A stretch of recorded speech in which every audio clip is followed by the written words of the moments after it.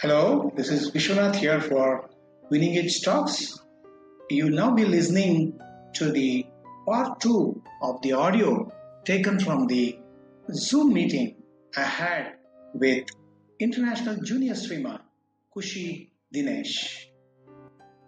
Hello, yes, sir. Yeah, you can continue. You can continue, Kushi. You were talking about how you spent this lockdown time, what all you did to overcome this anxiety and frustration. What are the things you were doing to keep yourself fit? And yeah, go ahead. Yeah. So I learned, like, I had a lot of hobbies I had to pursue that I wouldn't have pursued otherwise if there was swimming. Like, I learned how to play chess. I learned how to cook a lot. I usually couldn't cook before, so spent a lot of time in the kitchen. And I even trained to keep myself fit. So in swimming, what happens in case we increase, like, say 1 kilo, it'll be a lot harder to get back and to swim. Like, it's like we're using the 1 kilo and we're pulling the 1 kilo along with us. So I kept training and tried to keep myself fit. Wonderful. Yeah. Now I want to ask you, how I think you follow Michael Phelps a lot.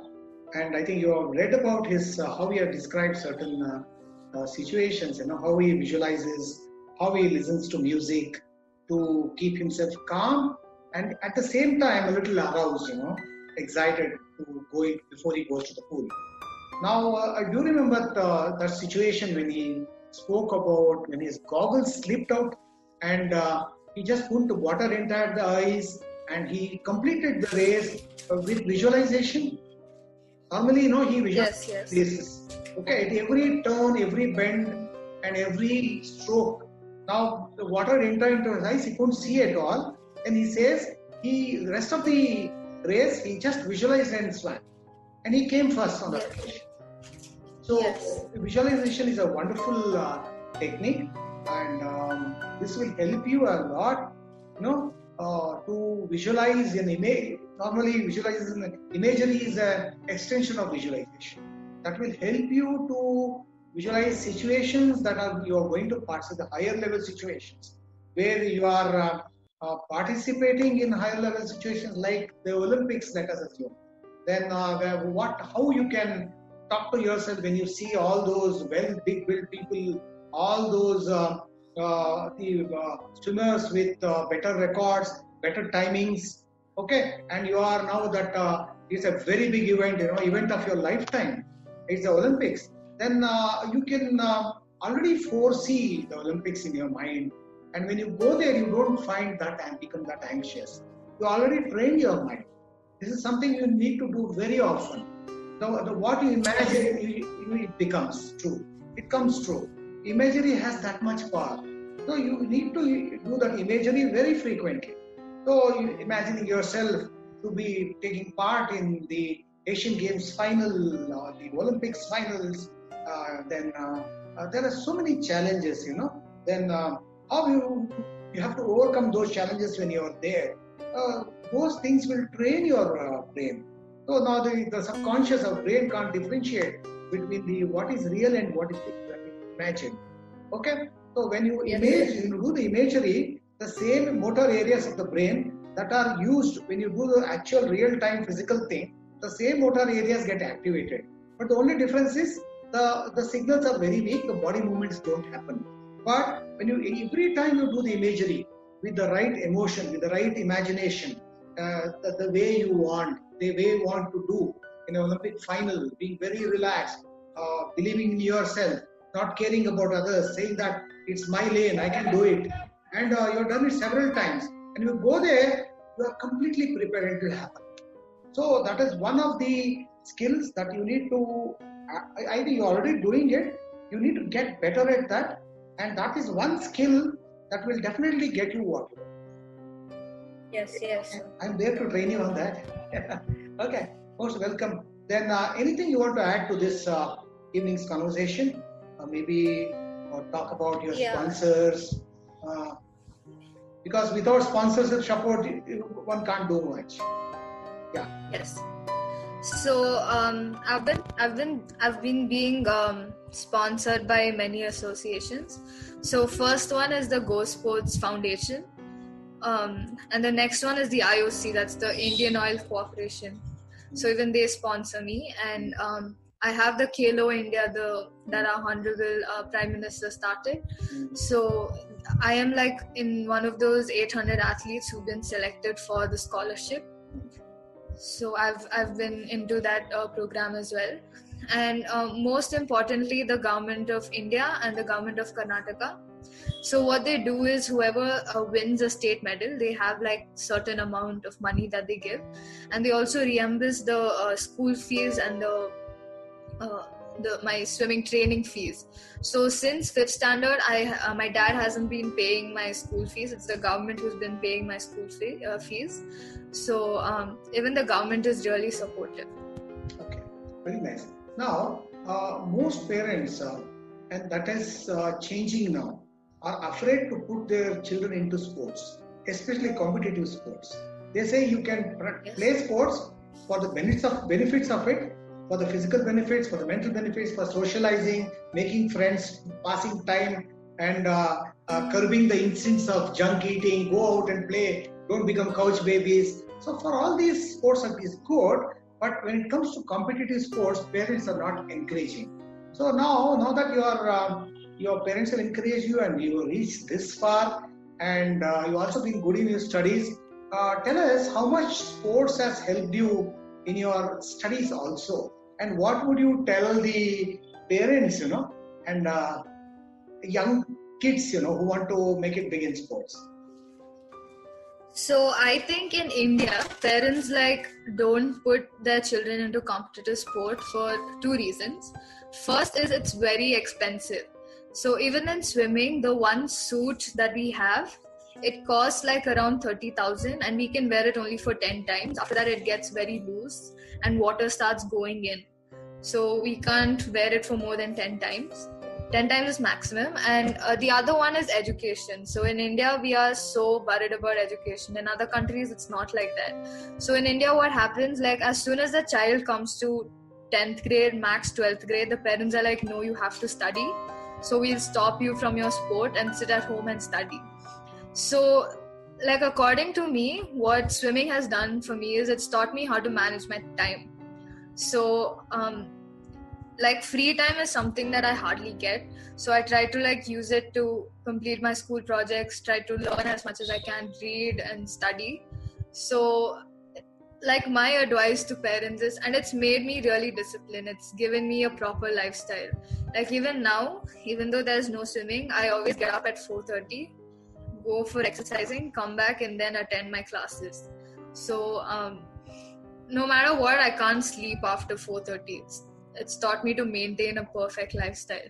So all this will benefit their children. So parents should put their children into competitive sport. And India we have talent, but no one uses it the right way. We need those Olympic medals. We need to make our mark in the world. So I request all the parents to do that. Now, in India, it's a big thing to become an Olympian, to get qualified and participate in the Olympics. So we are somehow satisfied, that we are Olympians, but not medal-winning Olympians. So do you think it's a mental block or it's a reality that we can't win Olympic, except some sports like hockey, badminton, and even shooting has given us an Olympic medal, the first individual medal, and wrestling, boxing. Apart from this, especially athletics and swimming, has not given us any medals. So do you think it's a mental block? Can we overcome this block? Yeah, we can there are many factors contributing to this. So one is the government's contribution. So one of our cool swimmers, his name is Sajan Prakash. In the 2016 Olympics, the Rio Olympics, he participated and represented our country. So now he is back and he has a job in the police. Other than that, he's not getting any other extra aid from the government for representing our country. But whereas in US, or any other country, like you represent the country in Olympics, your life is settled. So they give you pensions, they give you like a free job in the government, anything that you want. So one of the main aspects is that. And people, like, though they represented our country of Sadhan Prakash, of Shivani Kataria, like no one even knows who they are.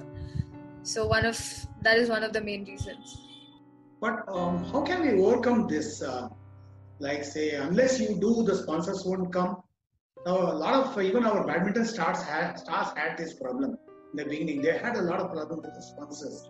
But only once they started performing at the international level, like Sania Mirza, Saina Nehwal, all these people had initially those problems. But only when they did it, sponsors started coming behind them. So how can you do it initially so that the sponsors will come behind? You will have to do it initially. Yes. Yeah. Yes. So it's up to the parents. Like they have to support no matter what.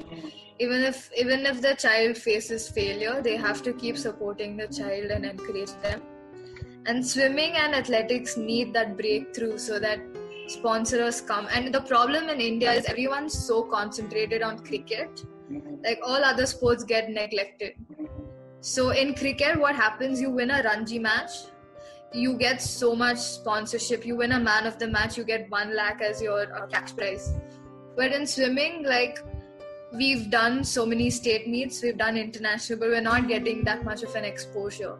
So that is one of the main aspects. Like other sports aren't that famous as cricket in India. Thanks very much, Kushi, for speaking to us. Thank you for being on the air. Thank you, sir.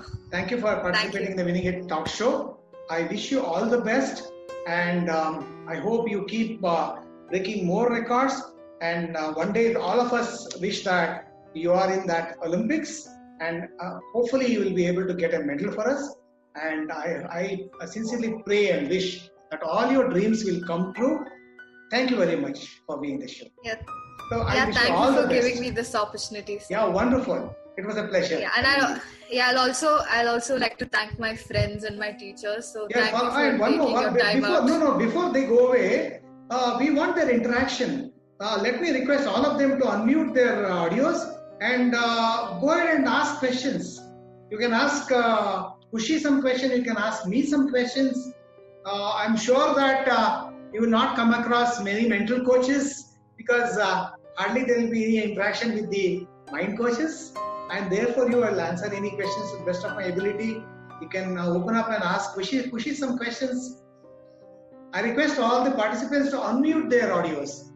I'm not able to unmute your audios from my side. Kindly unmute your audios. And anybody wants to ask any question, please go ahead. I thank Hi, Kushi. It's Sneha. Hello, Sneha. How are you? Hello, Kushi. Hi, Yeah, Kushi. So I have a question for you. Yes. Okay, so what is the biggest challenge you faced in your swimming career? For you personally, what was your biggest challenge? Yeah, so there are many things. So the first one was bullying from the seniors. Of course, not you, but many other seniors have been bullied a lot. And every time I perform well, they used to come to me and like, oh, what, you're performing well? Let's see next competition what you'll do. So that was like one of the main challenges. And the other one was being a girl and doing swimming in India. So in the beginning, like you've seen how the costumes are, and everyone has an issue with the type of costumes we wear. And even like at home, like my grandparents had an issue. So even that is one of the main challenges I faced. But after some time, just like ignore all of them and let the performance speak for itself. Anybody? Hope I answered your question, Sneha. Kushi, that's yes, you did. Good. Thank you so much, Kushi, and that's very well said. Yeah. Thank you. Kushi, that was a very good question coming from Sneha. As a girl and taking up swimming, even otherwise also, as a girl and as a woman, being in sports, you have your own challenges, physical side, so many things, so many challenges, and you'll have to travel to different places. So many times you are on your own. and so many security issues. How have you faced all these things? And Yeah, so in the beginning, that's how it was. But now, recently, everyone's begun to understand, like, since PV Sindhu won our medal, since Rio 2016 was all women winning medals for our country. So I think that has broadened people's mind, and it's proven that women can do anything. So yeah, when you were talking about the lack of facilities, sponsorship, and encouragement apart from cricket. Now, I would like to put it this way. Now, when you talk about self-reliance, that is maximizing on what you have. Okay, on what you have, no matter what. You can't ask what the American swimmers get. Okay, maximizing on what you have. Can you maximize it and do you put your best efforts to do better? You've already been doing that, but some of these veterans complain that they keep asking too much, in spite of getting so much. Especially in India, they say they need to be more self-reliant, make you the best use of what they have got, instead of cribbing and asking for too much. So, do you think we still have that in us to raise our performance with whatever we are getting? it depends on everyone's mental ability. So I would like to put it this way, like, India is such a rich country. It's given us so much. So it is our responsibility to give back something or the other to the country. We have to work hard and make our nation proud. So cribbing, like, put it aside, like, everyone has the same, every Indian is going through the same. There are people who don't even get food to eat. So considerably, we are very, very lucky. Like, we have a roof over our heads, and we have parents who take good care of us. We're going to a good school. So we are really very lucky. So we don't need to crib about it. Thank you, Khushi. Thank you for such wise words. Thank you once again for participating in the show. And if the other participants don't have any questions to ask, we would like to end this show. Yeah. Hi, Khushi. Yeah. My name is Anne. Hi, Khushi. I have a question for you. Yes. You mentioned wanting to give back. How do you plan to give back after you win the Olympics? What would you change in the world around you? That's a good question. Like, I would like to sponsor many other athletes and help them financially. Like, so many athletes are like, they have a lot of talent. Even in our school, we have many talented young girls. But then due to, like, pressure from parents, or it can be anything, they're really afraid, and they're afraid to speak up. So I would like to sponsor a few athletes. And I like animals very much, so I'll stop cruelty towards animals, hopefully. Okay. Start an NGO. Thank you, Khushi. So, continuing from what Anne Smishman said, you were see, one thing you can help, is that a lot of Olympians have told me. I've written a book. Some of them have contributed to me. They say, Indian athletes have this problem. They don't have their own coaches. There is one coach maximum for the whole team that comprises men, women, everyone. So when at the time of an Olympic, when the event is about to start, because Olympic is so huge, the moment you say Olympics, you become so excited, so aroused, and so then maybe you get nervous also, because the word Olympics makes that to you. Then when seeing so many thousands of spectators there, and all other athletes in front of you, and your own Indian flags flying, athletes have told me that they become very nervous when they go into the stadium. When they go, actually, after that, what happens. Fight and flight response, stress response takes up, and you maybe go blank, or your muscles can tighten up. And that is a situation that you never faced before. So what they say is coaches need to train the athletes to what they are going to face in Olympics. You need to be trained before going there. That's the first part. That is the job of the coaches, and the job of the senior athletes, maybe after you become an Olympian, is to train those going there. because they have not seen what it is. You need to give them a pep talk or describe what you are going to expect there. However cool and positive you are, your nerves will, your heartbeats will go up, you will become a little aroused, and all these things. So many things people can go blank. Okay, maybe high expectations. You can do your bit by reaching out to the athletes and talking to the athletes who have been selected, the swimmers who are going to go travel to the Olympics, and tell them what it was when you did it, and how you need to face those situations. So they will understand, that what is it they're going to face. So they're prepared of beforehand what they need to do. Yes. That does make sense to you. Would you like it if your seniors or somebody would come and talk to you about that before you go to the Olympics? Yes, so I told you about Sajan Prakash. So once he came back from the Olympics, our national coach called Pradeep Kumar sir, he's a Dronacharya awardee, I was talking about him. Yeah. So he called all the junior swimmers and it was like an interactive session. So Pradeep sir was talking about what he told Sajan before his race. So then he told Sajan that this is not a national, this is not an normal, ordinary international. There's not much pressure on you.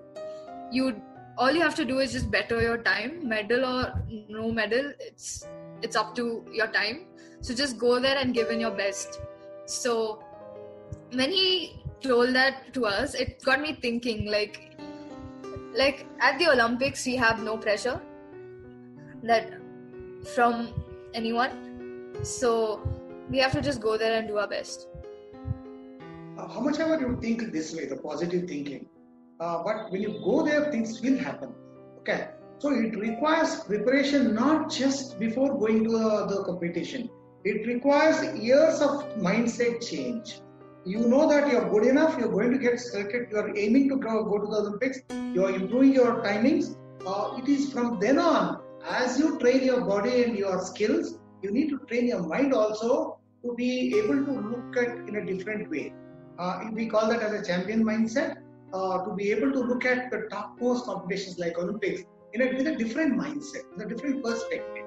So you need to train it alongside your physical skills and your physique and your nutrition. Alongside, you need to train your mind also. When you inculcate that habit, supposing you're going to the South, you say that the Southern Championship, any kind of Southern Championship. When you are at the right frame of mind in that particular championship, you can use the same experience going to Asian and then to the Olympics. You just tell yourself, oh, it's nothing. I just have to do this. Oh, so what? If it is Olympics, so what? What if I'm not able to get a medal? So what? So Ms. Ashish Ballal told me for my book that if they learn to say, so what if something happens? It's not the end of your life. Okay, so what is the Olympics? If you are able to tell that, even in the pool on the day of competition, even just before the Olympics starts, the event starts, you will definitely do it. Yes, sir. Yes. Thank you so much. That was very valuable. Thank you. Thank you so much. Anyone else? Yeah. Please unmute your mics. You still have time. You can shoot your questions to Khushi. If you don't mind, I have another question. Yeah, go ahead, Anne. Okay, you mentioned that you get very little free time, but when you do get free time, what do you do? There are many things that I do. I complete school projects and I study. That's it. What do you do to relax? To relax, I do yoga and I sleep and I read novels. That's it. Okay. Absolutely no entertainment at all. Movies, music, socializing. That's once in a while, sir. Okay. So anything you would like to ask me, Khushi, so that so many swimmers have also joined us. So many youngsters are there. Anything you want to ask me so that my message will be passed on to the others? So, as I have seen, before exams in school, many of us get so pent up and we're so nervous, and even the easiest of the easiest doubts sound very scary. So how can we prepare ourselves mentally to do that?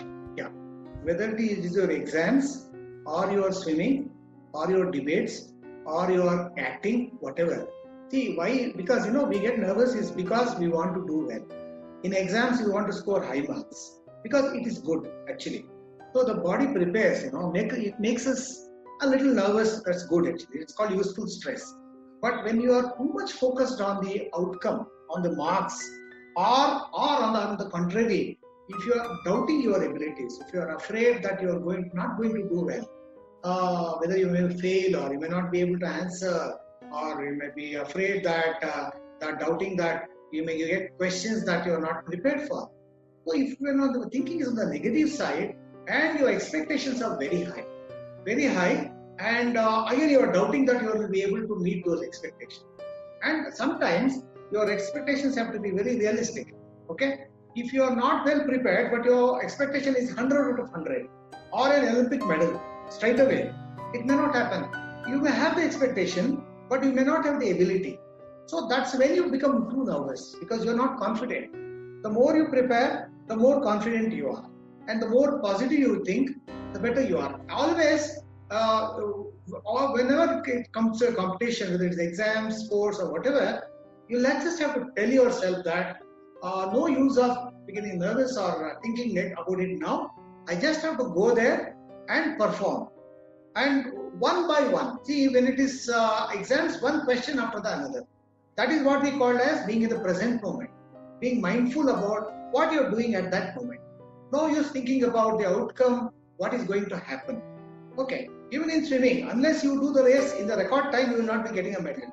So you jump about one stroke at a time, one ball at a time, one question at a time, one word at a time. It's all about the present moment. You never should be focused on the outcome.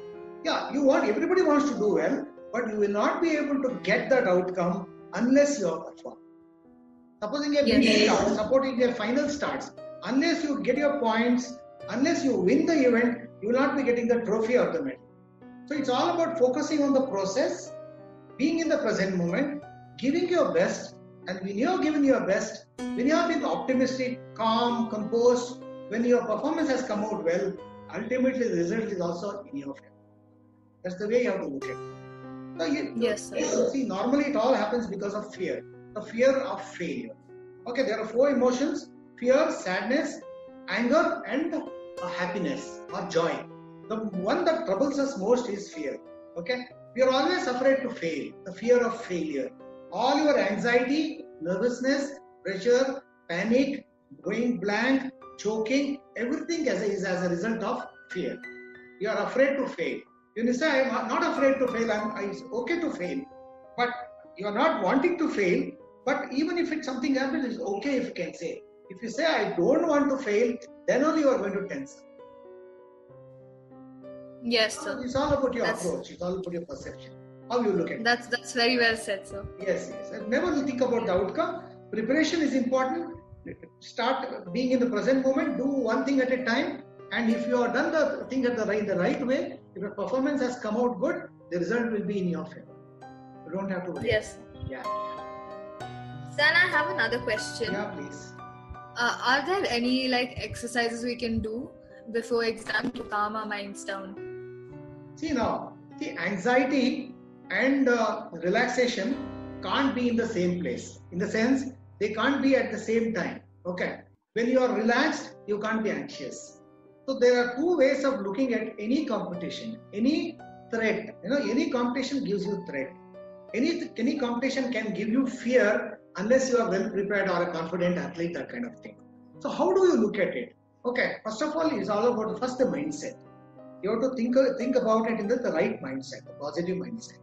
Later on, even with all that, a little amount of threat will be there because you will, as a human being, become a little anxious. Sometimes if the anxiety is a little bit more, your body muscles can tense up. So there are 2 ways of looking at it.